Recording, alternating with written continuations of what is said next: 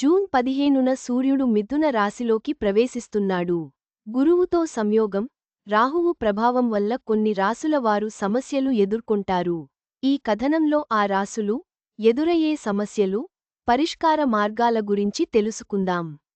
June 15 ఆదివారం నాడు సూర్యుడు మిథున రాశిలోకి ప్రవేశిస్తాడు. దాంతో పాటుగా 12 ఏళ్ల తర్వాత గురువుతో సంయోగం చెందుతాడు. ఈ సమయంలోనే రాహువు 2 గ్రహాలపై కూడా చెడు ప్రభావాన్ని చూపించడం జరుగుతుంది. రాహువు ప్రస్తుతం కుంభ రాశిలో ఉన్నాడు. దీంతో రాహువు పంచమ దృష్టి ప్రభావం 2 గ్రహాలపై పడుతుంది. గురువుతో, సూర్యుడితో రాహువుకి శత్రు సంబంధం ఉండడం వలన కొన్ని రాసుల వారు ఇబ్బందులు ఎదుర్కొనే అవకాశం ఉంది.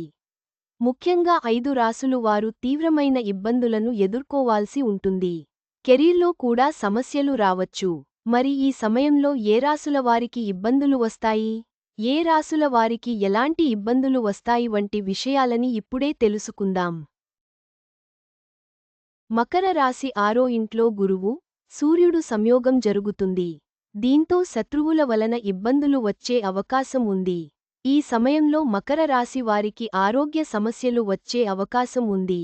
రుణాలు వంటి విషయాల్లో తీసుకోవాలనుకుంటే కొంత సమయం ఆగడం మంచిది. ఒకవేళ ఈ సమయంలో రుణాలు తీసుకుంటే తిరిగి చెల్లించడానికి ఇబ్బంది పడాల్సి ఉంటుంది.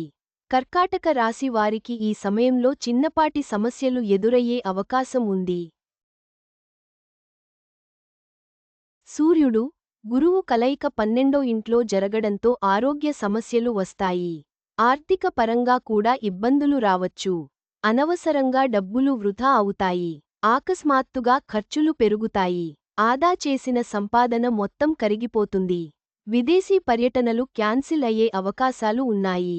వ్యాపారవేత్తలు ఈ సమయంలో ఇబ్బందులను ఎదుర్కొనాల్సి ఉంటుంది. సింహరాశి వారికి సూర్యుడు, గురువు సంయోగం చెందడంతో కొంతమేరకు ఇబ్బందులు వస్తాయి. సోదరులతో ఇబ్బందులు రావచ్చు. మీ ప్రతిని తగ్గే పనులు చేయడం మంచిది కాదు. కొన్ని అవమానాలను కూడా ఎదుర్కోవాల్సి ఉంటుంది. ఆరోగ్యపరంగా కూడా ఇబ్బందులు రావచ్చు. కొన్ని విషయాల్లో అనేక సమస్యలు తలెత్తుతాయి. మీన రాశి వారికి సూర్యుడు, గురువు కలయిక 4వ ఇంట్లో జరగడంతో డబ్బు ఖర్చయ్యే అవకాశం ఉంది. వాహనాలు, ఇతర వస్తువుల కోసం డబ్బుని ఖర్చు చేస్తారు. తల్లి ఆరోగ్యం క్షీణిస్తుంది. వివాహితులకు ఈ కాలంలో ఇబ్బందులు ఎదురయ్యే అవకాశం ఉంది. ఆస్తికి సంబంధించి వివాదాలు ఎదుర్కొంటారు. కొంతమేరకు భావోద్వేగానికి లోనవ్వడం వలన నిర్ణయాలు తీసుకోవడంలో కూడా ఇబ్బందులు ఎదుర్కొంటారు. గమనిక: ఈ కథనంలో మీకు అందించిన సమాచారం, సూచనలు పూర్తిగా నిజమైనది, ఖచ్చితమైనది అని మేము చెప్పలేము. నిపుణుల సూచనల ప్రకారమే మేము ఈ సమాచారాన్ని అందిస్తున్నాం.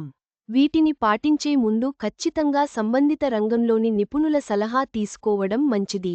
ఈ సమయంలో జాగ్రత్తగా ఉండటం, ఆరోగ్యంపై దృష్టి పెట్టడం, ఆర్థిక విషయాల్లో జాగ్రత్త వహించడం చాలా ముఖ్యం. ధైర్యంగా ఉండి, సమస్యలను సమర్థంగా ఎదుర్కోండి.